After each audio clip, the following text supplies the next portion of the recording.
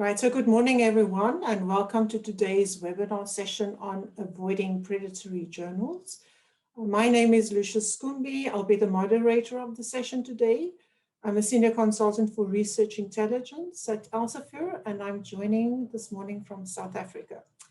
So first of all, I really want to do a special shout out to all of the audience. We realize that you receive many invitations to online sessions and we're really honored that you have joined this one. So as I've mentioned, we've had more than 3,000 researchers and academics that have registered from Algeria, Morocco, Tunisia, Ghana, Kenya, Botswana, Namibia, South Africa, as well as some other countries as well.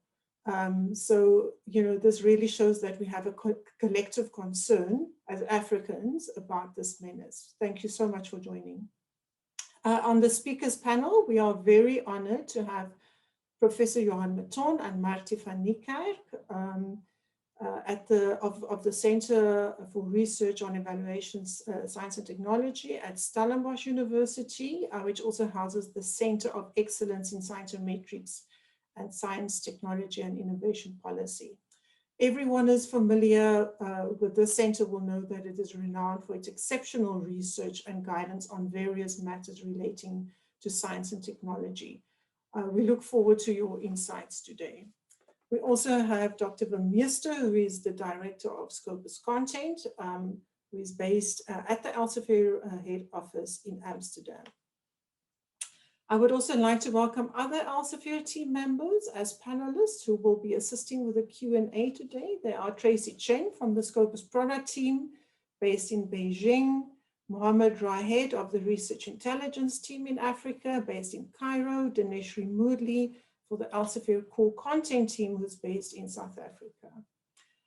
The session today will consist of two presentations. We will start with Professor Johan Maton, who will give us some background about the phenomenon of predatory journals. And then Dr. Vermeester will talk about how predatory journals impact Scopus as an international index and what measures are taken to guard Scopus against fraudulent journals. Each of these speakers will have about 20 minutes, after which we will invite questions and comments. Please use the Q&A box to ask your questions. But because of the extensive audience we have today, we need to apologize ahead already that we will probably not be able to answer all your questions. The panelists will select between 5 and 10 questions at the end, and we will focus mostly on those. So without further ado, I invite Professor Maton then to start, and I will stop sharing.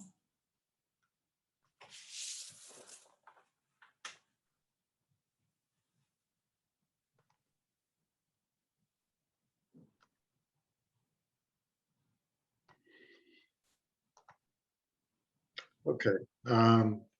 Good morning, ladies and gentlemen. Lucia, can people see my screen? I hope so. Yes. Yeah. So first of all, thank you to Elsevier and specifically to Lucia for this invitation to talk about a topic that is indeed close to my heart. This is a presentation that has been put together by myself and Martie van Niekerk, who also works at the press. And just at the beginning of the presentation to say that I've sent this presentation to Elsevier, and they are very welcome to share this. You will see it on the recording of the session, but you can also get the separate presentation. I suspect that I may have to go through some aspects of the presentation quite fast.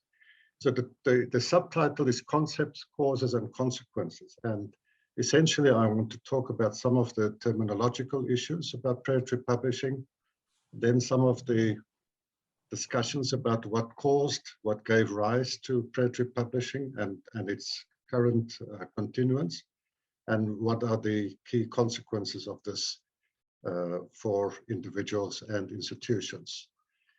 So I'm going to start. I am assuming that most of the people on this call do understand that the notion of predatory journals goes back to at least around 2012 There were earlier instances of scholarship that pointed to this phenomena, but the name of Jeffrey Beall, who was a librarian at a US institution, is usually associated with the origins of the discussion. And he started a website around that time. And on this slide, you see his initial definition as predatory journals are open access journals that exist for the sole purpose of profit. And he then elaborated on that. I will come back to that. Beall developed a list of predatory journals and predatory publishers. He closed his website 2 years ago, and for various reasons, but his original list and further lists are still available. So you will see that there's a link at the bottom of this slide that refers to some of the places where you can find it. One of the first things that happened in the subsequent years was that people started to debate the definition of what is predatory. And you will see from this slide that already various names have been put forward to replace the term predatory. Some people argued that the term predatory is not sufficiently clear. Others talked about additional terms to use the words like fake or gray or opportunistic journals.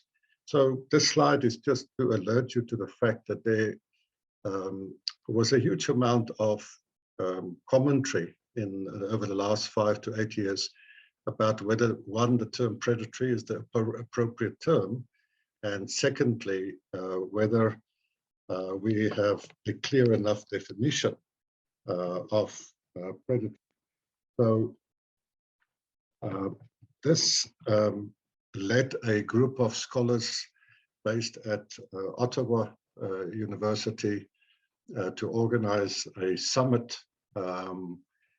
in 2019, and we attended that meeting. There were about 40 people there, and for 3 days we debated the definition of predatory, and it ultimately resulted in a statement that you find here. I refer to it as the Ottawa Declaration, and essentially it was published in Nature and received a huge amount of attention.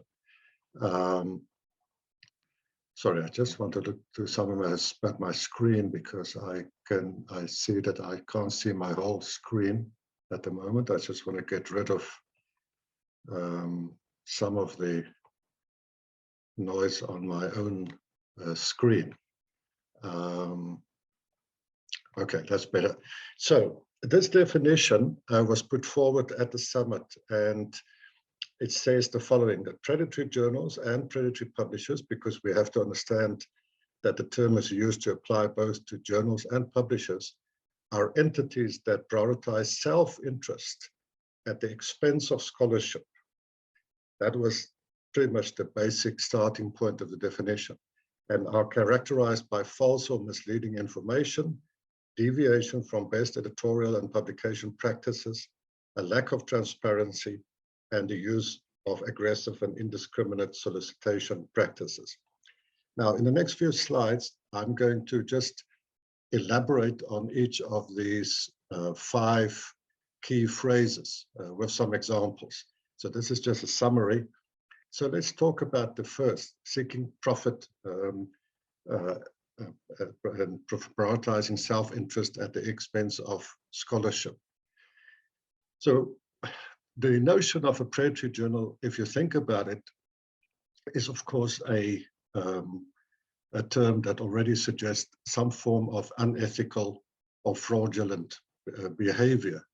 And this is captured in most of the definitions, and certainly originally by Beall.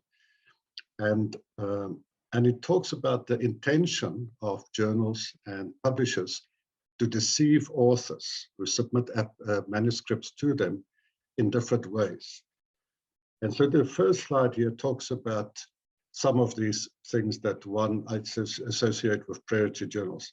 The deliberate deception of authors by either hiding or not disclosing funds. APCs are author processing charges, handling fees, fast-track fees, the omission of any revenue-related information. Let me just point out, because that was already one of the questions we received before the webinar, that predatory journals are not characterized by charging APCs, because the business model of most scientific journals in the world today require that they recover some of the production fees of the production of the journal. So the mere fact that the journal asks authors to pay for the production, the processing of the manuscripts, is not the distinctive feature of predatory journals.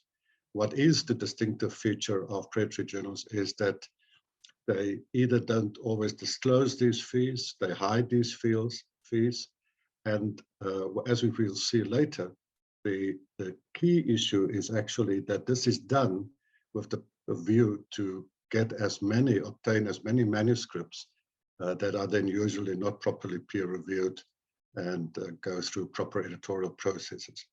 One of the clearest examples of how a publishing house manipulated and exploited the phenomenon of predatory is a company called Omics in the USA, which launched in 1 year in 2009, 200 journal titles, which is unheard of, simply to be able to secure more manuscripts that people would pay for. In my view, one of the most robust indicators of whether a journal is predatory or not is about the false claims that are made on the website of a journal. And I'll give you 1 or 2 examples. But I always tell my students that if you're not sure that this is a predatory journal, look on the website to see what they say about their indexing, where they are being indexed, and whether that's truthful, and whether they use appropriate metrics or fake metrics, because that, to my mind, is a very clear indicator that you may be dealing with a fake or predatory journal. And by that we mean that journals that are indexed in the top citation databases and indexes in the world, like the Web of Science and Scopus, of course, usually go through rigorous quality control.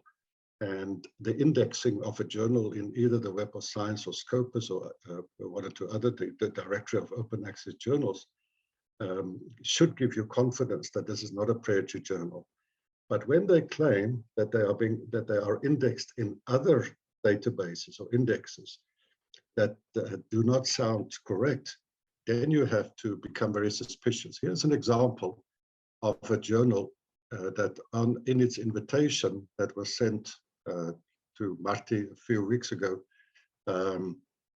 recently said at the bottom, they are indexed and abstracted in Google Scholar, Index Copernicus, Research Bible, WorldCat, etc. Now, let me just point out that pretty much none of these are proper journal indexes. The Google Scholar is a search engine, as you know. Index Copernicus is a fake index. WorldCat is a catalog of books, etc., etc. So I would, when I look at this, together with some of the other information that is on this page, including that they would publish within 48 hours, there is absolute no question in my mind that this is a predatory journal. I know 2 things about it, and you should stay away from it. This is just a slide to show you, unfortunately, the proliferation of fake indexes that are used by certain journals. Some of them are legitimate lists, like DOAJ and ProQuest and Mendeley, but some of these Like at the bottom, you see they refer to the global impact factor, GIF, or the universal impact factor.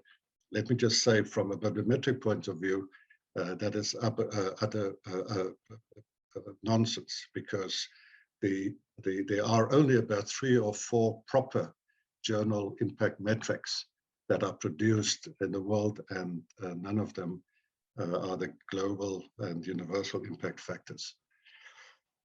One of the things that is another sure sign that you're dealing with predatory journals is aggressive solicitation of articles. When you get an individual email that asks you to submit an article to the journal, as I will say at the end, you already have to be slightly skeptical about whether you're receiving this email from a legitimate journal. And the reason why I say that is very simple, and that is that the top journals in the world in any field of science typically would not solicit articles, except possibly for special editions. But the top journals in the world get more manuscripts, more submissions than they can deal with. There's no need for them to solicit articles. So we all may have had this experience that on a weekly or daily basis, that you get an invitation to submit an article, very often within a short period of time. And what they do is that essentially they play on the egos of people to say, and unfortunately also especially of students and young scholars, who then feel flattered that they are being invited to submit a paper to a journal. And that is not commonplace in scientific scholarship. I will give you just 2 examples. Here's an example of a spam email where basically they invite you for a submission. If you look at the time schedule at the bottom, they are essentially promising that they will publish within 12 to 15 days. Again, that is, in terms of top high quality journals, that is simply not done. And the other thing that you must look out for is the use of business language. The mere fact that they say here in this email that they would originally normally charge you $500 for a manuscript, but you now qualify for a discount, and you can only pay $75 and get your article published, even before, remember, even before they have seen your manuscript, they are promising that they will publish it once you pay $75. I mean, the publishing world is not like a supermarket where you can get discounts on a day-to-day basis. So again, to my mind, there's no question that this is an example. And they very often, even with predatory publishers, predatory conferences, they flatter you, they comment on your exceptional contribution to work. I'll give you one example, which I personally got a few years ago, which was sent to me. This is from a predatory conference, because they're also fake and predatory conferences. And if you read this email, it starts by very familiar greetings. Hope this email finds you in best health of spirit. We take the privilege to invite you to address as honorable chief guest at the international conference.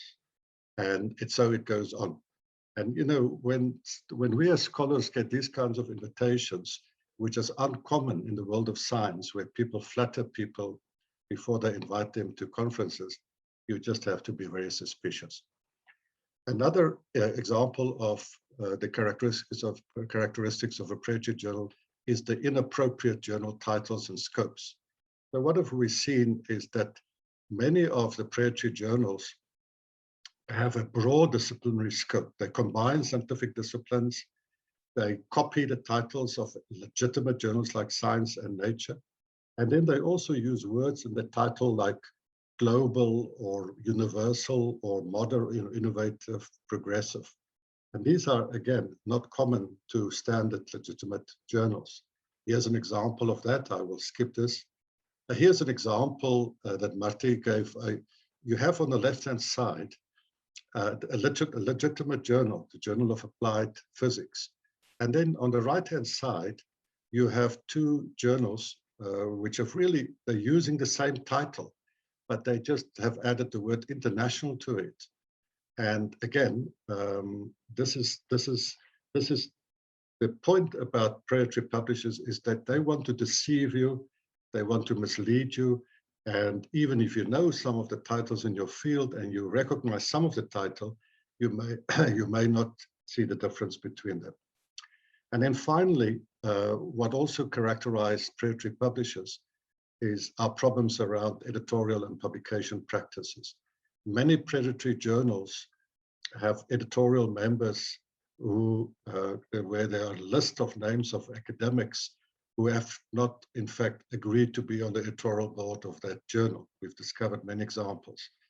There are some of the predatory journals where the members of editorial boards list the same individuals across 5, 10 journals. They sometimes don't provide any information on the editor, and they are inappropriate references to publications. So you must also, if you really want to do your own detective work, go to the website of the journal. If you don't find the name of an editor or proper information about an editorial board, it's another sign that you're probably dealing with a predatory journal. So in the last few minutes that I have, let me make 2 points. How did we get to this point? What is the driver behind predatory publishing? And there are 3 things that I think work together that get us to a situation where predatory publishing is still widely prevalent across the planet. The one is that at most of your universities, we have a culture of performance appraisal and management that has become part of our academic culture, and where what is being rewarded in academia is how many publications you produce, not necessarily the quality. So I'll come back to that. The second thing is that in many countries, they have put in place incentive and reward systems that have led to unintended consequences.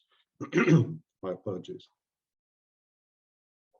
And finally, one thing that we should be clear about is that open access publishing that is not the cause of predatory journals. Beale has been accused of making that statement. However, when open access online printing replaced traditional print journals, it opened the way for predatory publishers and created opportunities for fraudulent and unethical practices. So we must understand that the reason why this is a recent phenomenon is linked to the digital publication of journals. And I'll skip this, but I just want to elaborate on the first point, is that when you have these things coming together, when you have a proliferation of online journals, digital, people are now talking about 30, 40, 50,000 journals, and of course, thousands of them. Beale at some point said there were 22,000 predatory journals.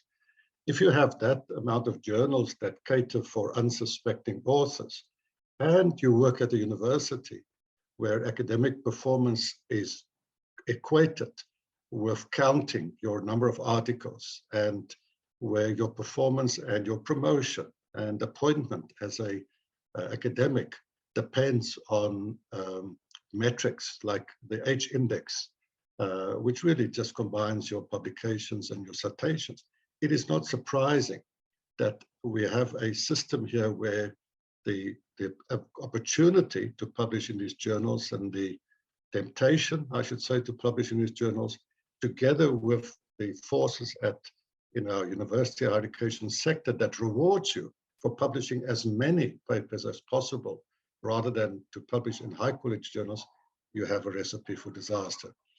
I call this arithmomania. You can read what I talk about there. One of my colleagues here at Stellenbosch in South Africa, Kian Tomaselli, has just published a book where he talks about agadementia, and I'll just quote from that. He says, if you look at the second part of the slide, sadly, universities have become factories and academics incorporated into the publication conveyor belt.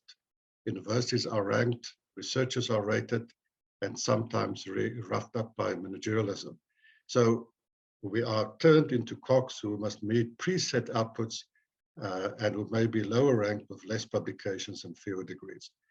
So my final point about this is about consequences. And just 2 or 3 slides and then I'm done. The one is that we must understand and that if you publish in a predatory journal, whether you knew beforehand that this was a predatory journal or not, we have done studies on this. I've done a study with one of my PhD students from Ghana who looked at publishing by PhD candidates in predatory journals, and all of them indicated in the interviews that they didn't know that this was a predatory journal. Their supervisor didn't know, but it turned out later to be a predatory journal. And now you sit with a situation that on your CV, you have 4, 5, 6, 7 articles that very clear to any committee are in predatory journals. And that can have a huge impact on your academic career.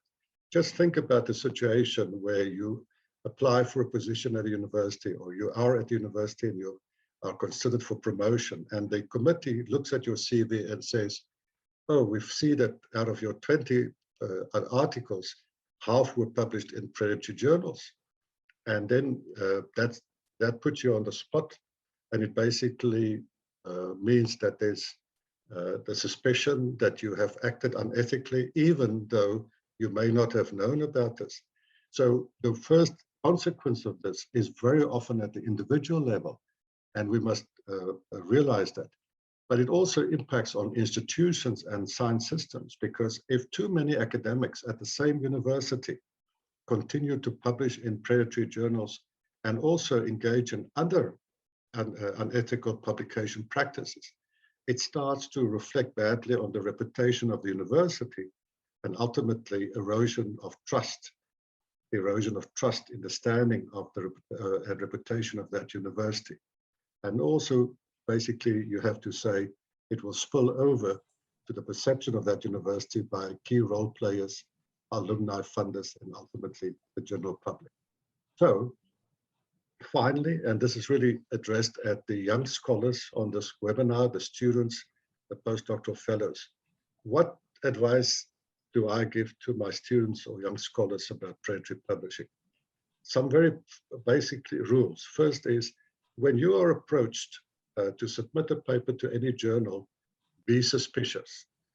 I know that this might sound strange, but you have to be careful because that's not normal practice.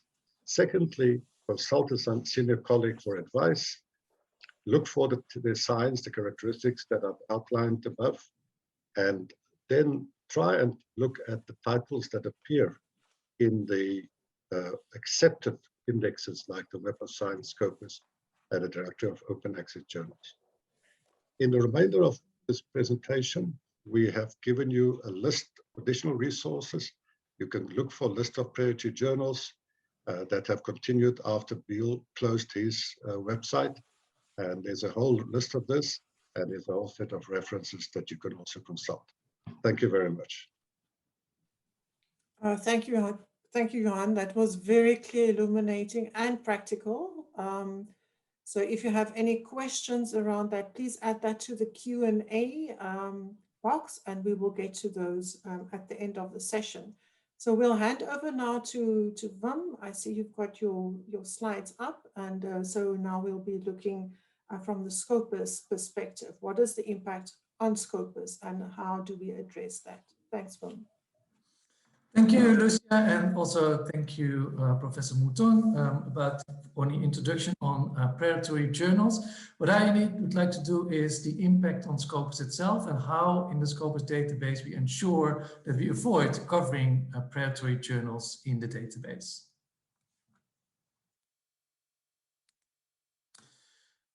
So I will start with a general introduction on Scopus and how we cover high quality content. Then I will go over the catching the bad or predatory journals, and I'll end with some general advice, recommendations, and useful resources. First, this is the mission that we have at Scopus: help the world of research make high value decisions with confidence. When we build Scopus and we provide the tools and the content in the database, this is what we have at mind. Making sure that users of the database can make those decisions and can trust the data which is in there and provided in the Scopus database. And in order to do that, we need to make sure that whatever is covered in the Scopus database can be trusted and that it is organized in such a way that you can track, analyze, and visualize scholarly research. In Scopus, we cover content, books, conferences, and journals from more than 7,000 publishers from all over the world. In total, we have more than 81 million items covered in the Scopus database that are all linked to each other through 1.7 billion citations. The content is organized in such a way that we have profiles of authors, so people who published or on the bylines of those articles. 17 million author profiles are currently available in Scopus. And also we have affiliation profiles, so which institutions are mentioned on those papers. And 80,000 of those institution profiles are also available in Scopus. With that, via Scopus, it is possible to find out what research has been done, who has been doing that, and at which institution that research has been done. And with that data model, it is possible to do those analyses and visualizations and making those decisions about research. So how do we make sure that whatever is covered in the Scopus database can be trusted and is high quality? We are doing that via this Content Selection Advisory Board. You can see a picture of them here on the screen. And those people are experts in different subject areas and come from all over the world. We also have one board member, Jaya Raju, coming from University of Cape Town, responsible for multidisciplinary journals and information science journals.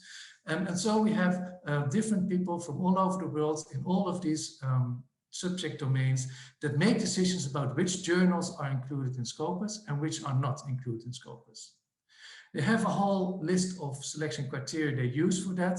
I won't have time to go into details today, but on the bottom of this slide, and you'll get the slides after the presentation as well, you can find a link to more information about the selection criteria for journals that the Content Selection Advisory Board is using. So what is the mandate or authority of Scopus or the CSAB? So we are committed to make sure that, that we create a representative data set that is curated. So not all of the journals that exist will be included in Scopus. No, they will only be in Scopus if they're selected by the Content Selection Advisory Board. And that review is done on a journal level. So the board looks at the characteristics of that particular journal, the content that is being published in the journal, the publishing standards that they're using, and also ethical standards that the journal is using. So with that, we're also monitoring journals that are below those standards and also deselecting journals that do not meet the quality standards anymore. What Scopus does not do is interfere with the editorial autonomy of the journals themselves. So we don't look at the editorial decisions or quality of individual articles or conferences that are published in the serial title, or the content itself of the articles that are published in the journal, or any plagiarism or publication malpractice that is happening for the individual articles themselves. It doesn't mean that those publication malpractice are not bad and should not happen. But if they are on the article level or individual author level, that is an issue for the journals themselves to take into account, or the authors to take into account, and Scopus will not interfere in those kind of decisions. Only if that is on a structural basis and it basically impacts the complete level of the journal itself, then that may be a reason to discontinue the journal altogether. So now going into the topic of the bad or predatory journals. I think this is a slide that I don't have to spend much time on. I think Professor Mouton gave a very good description on the issues around predatory journals itself and predatory publishing, and also the difficulties of how defining it. It was also mentioned as the Ottawa Declaration on the definition of predatory journals, and that's also a definition that is being taken into account by the Content Selection Advisory Board and the Scopus product team to have some guidance on what does it mean when we talk about predatory journals. So how does Scopus address the issue? Scopus and the CSRB takes its responsibility of curating content on an ongoing basis to make sure that low quality or predatory journals are being avoided and being discontinued in the Scopus database. For that, we're doing continuous monitoring in combination with re-evaluation. And that re-evaluation is done by the Content Selection Advisory Board, and they take the same selection criteria as they use for the new journals, but then apply it on the journals that are already in Scopus to make sure that the journals still meet those high quality selection criteria. And if not, those journals will be discontinued. When we get concerns about journals, those need to be validated in order to make sure that we as the Scopus team and also the CSRB take a well-informed decision. That is often complex and it takes time. And often we need to really take our time to investigate those cases to make sure that we discontinue the right journals or the bad journals and don't compromise the integrity of journals that are actually genuine. So therefore, those decisions should not be taken lightly, and to avoid that we exclude genuine journals or good articles that are published in bad journals. So these are two examples of journals that have gone bad. The first example is a medicine journal that was published by a major publisher and was covered in the Scopus database since 2014. Then around 2020, the journal got transferred from this major publisher to another less well-known publisher that was quite relatively new and didn't have the same kind of quality standards. They took over the journal title and the ISSN, but it did make a lot of changes to, for example, the editorial board, but also the type of authors that were publishing in the journal, and also the content itself changed and were not in line anymore with the aims and scope of the original journal. With that, the quality of the articles published in the journal has gone down, and in 2021 also the decision was made by the Content Selection Advisory Board to discontinue this journal as it was not credible anymore and not related to the original aims and scope of that particular journal. The second example I'd like to mention is an engineering journal, which was included in Scopus in 2018, was selected for Scopus in that year. And around that time, it published 300 articles per year in the field of engineering, and the journal did meet the selection criteria as applied by the Content Selection Advisory Board.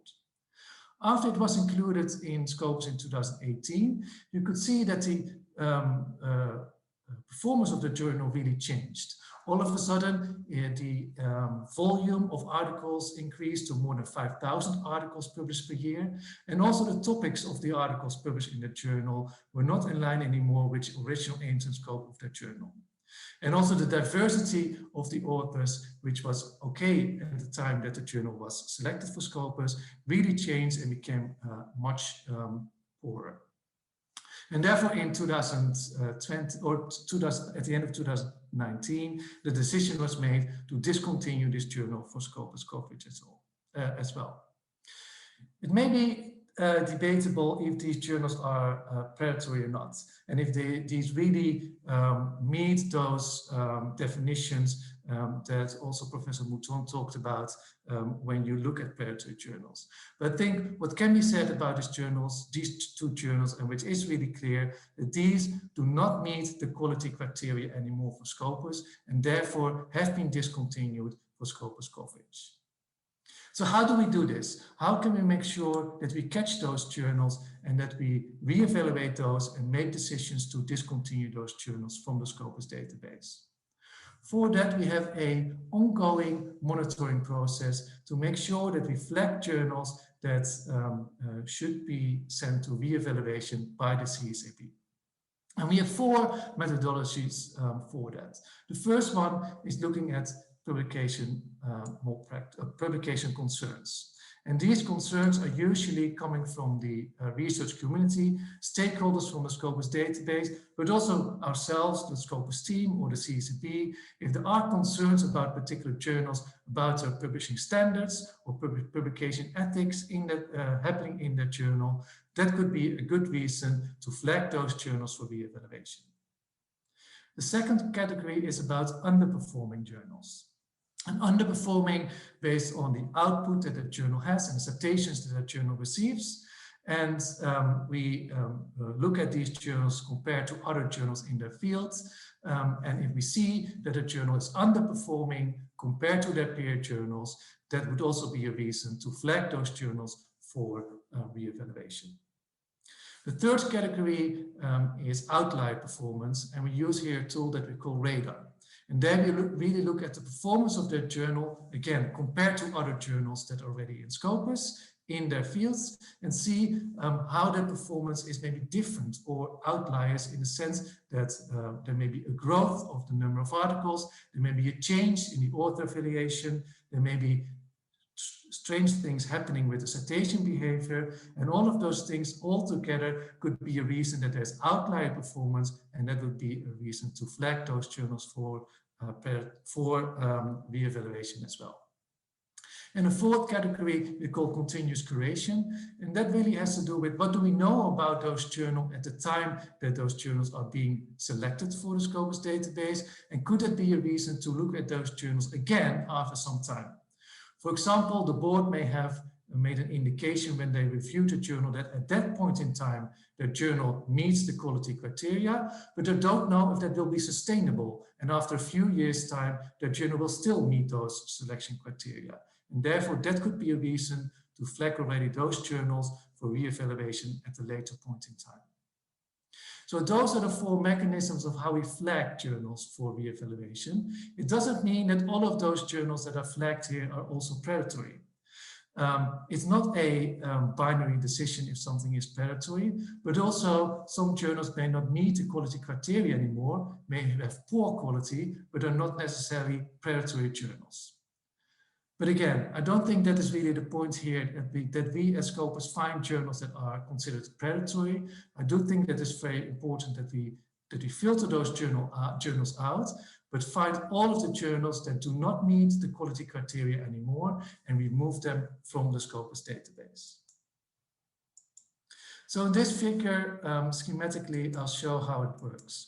So the Scopus database is monitored on a continuous basis, and with those four main mechanisms that I just mentioned, we can flag journals for re-evaluation. If those journals that are flagged for re-evaluation, they are sent to the Content Selection Advisory Board.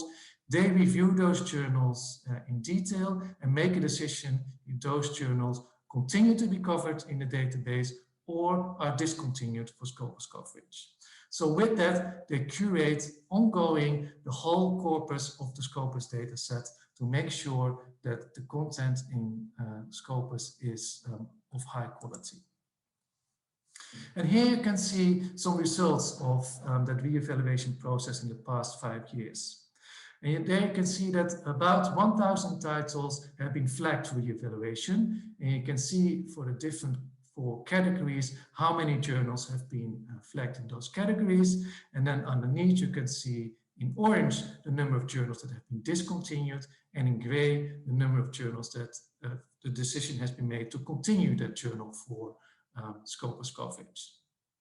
So this again comes down to what I earlier said. Not all of those journals that are flagged for re-evaluation in the end are also being discontinued, because the decision about stop the coverage of journals in Scopus is not based on those concerns that we are having or the flagging mechanisms that we apply. No, the decisions ultimately are made by this independent Content Selection Advisory Board using the Scopus selection criteria.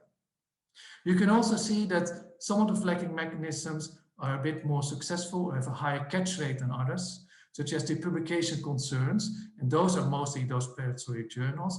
There you can see that the discontinued rate is almost 70%, whereas at continuous curation, all the way at the right, there the discontinued rate is much lower with 16%. So what happens with journals when a decision is made to discontinue? And I think there might be a poll coming up now on your screen to get your feedback on this point as well. So when the decision is made to discontinue a journal, that means that no new content is added to the Scopus database. So from the moment of the decision going forward, no new content will be added to Scopus. Content that is already indexed in the Scopus database will remain, and there's good reasons for that. To keep the scientific record and make sure that the metrics that we have in Scopus remain stable, but also other products that use the Scopus data set. But also, not all of the articles that are published in a predatory journal are also can be considered to be predatory or bad quality. But also, journals that have been selected for Scopus at a certain point in time did meet the selection criteria and were at a certain quality level. Only they turn bad or turn predatory at a later point in time, and then they're discontinued, and then no more content will be added. But the content that was already in Scopus until the moment that we find out that a journal turned bad will remain there as a matter of scientific record. There are some exceptions with everything. So in some cases, we may remove some content if there are severe cases of unethical publication practice, but in general, the content will remain. Here you can see a snapshot of the scope of the Elsevier.com Scopus info site. And there you can see also a list of the discontinued journals. And that list I would like to advise to refer to if you want to know which journals are being discontinued to Scopus, because that gives a complete overview of all the journals that have been discontinued for Scopus coverage, and also the flagging mechanism by which they were identified are indicated over there. And these sorry, Wim, can we just pause and do a quick poll? There is the poll coming up.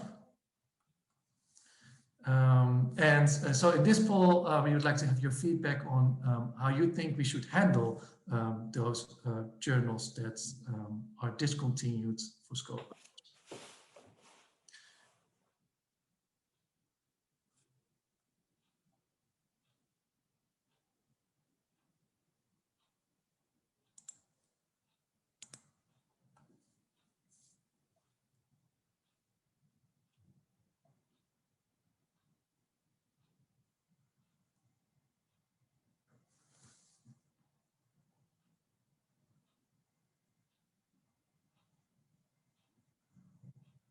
Do you already have the feedback, Lucia? We are at 42% voted. Okay, maybe I continue with the presentation, and people that have not voted yet can do that while I'm talking. So here we can see some quotes from members of the Content Select Advisory Board, and also endorsements of that process that I just described on re-evaluation. And I think this also is testament of how important this process is and how also difficult it is to find those journals in the Scopus database. So it's not a binary decision, you can see in that first quote. And there's a number of parameters that need to be considered, often in combination. I think that also is quite clear from that earlier presentation from Professor Mouton, in which there's many indications that could lead to finding predatory journals, but not necessarily everything that happens makes also sure that a journal is also predatory. So you have to look that into it's a broad spectrum, having different parameters taken into account, and it's not a binary decision. And also that second quote, I think that is testament also to how important it is to remove predatory journals from the Scopus database, but that is less clear what to do with those articles that are published in those journals. And that is also towards the poll that we just shown, and also to what I mentioned earlier. If a journal is discontinued, it doesn't mean that all of the content that was published in the journal before also is bad science or should be removed from the Scopus database. And I'd like to end with some recommendations and advice. I think this also has been said before, but I think it's good to reiterate. The consequences of choosing a bad journal for your good work are really big, and it's something that you really have to think about when you select a journal for publishing your research or submit your manuscript to. So you have to do your due diligence on those journals. There are several tools available. Think, check, submit is one, and there's a link to that on this slide mentioned here. But what it basically comes down to, use a checklist and look at all those characteristics of a journal, such as the editorial boards, such as the journal website, such as the APCs and the clarity or transparency around that. And those are all indications that should help you to decide if that's a journal that you can trust or that you not can trust. And also you have to have the right reasons to submit to the right journal. That a journal is included in Scopus or some other database itself is not a sole reason for submitting your manuscript to that journal. There's also other aspects that you have to take into account. Is that journal publishing in the subject area that is relevant for your research? Is it reaching the right audience for your research? And is it a journal that you can trust, published by a publisher that you can trust? All those things you have to take into aspect to make sure that you send your research to the right journal for the right reasons. And when in doubt, don't do it. That would be my advice. Choose a different journal. There's hundreds of thousands of journals out there, and there's always a journal that does meet your criteria, that can be trusted, that is in your subject area, that has the most effect for your research, and that is also indexed in the right indexing services. And with that, I think I will hand over back to Lucia, and maybe we have some time for questions. Thank you, Wim. We have actually run out of time. We have ended these videos, have a special license. We can only run them for 1 hour if it is such a large audience. So unfortunately, we're not going to be able to do any questions now, but I do see that we have in the Q&A box, we have 15 questions. I'm sure we can respond to them via email. So I'm sorry that we have to end, so abruptly, but I want to really thank you, Wim. I want to thank you, Professor Maton, Marty, for doing the preparation for the session. It was really, you can see in the comments, in the chat, it was really appreciated. It was illuminating. It was practical. Wim, you also added a lot of perspective about the difficulty it is for us. And the measures that we take to make sure that we don't have predatory journals in Scopus. So with that, unfortunately, we have to end the session. I really want to thank the audience for your participation, for being interactive, adding your chats, asking your questions, and we'll get back to you on all of those. Also for the team, the other panelists, thank you for being here. Thank you for your support. And then I hope that we'll be back soon again with another interesting webinar for you. Thank you very much, everyone. Thank you very much.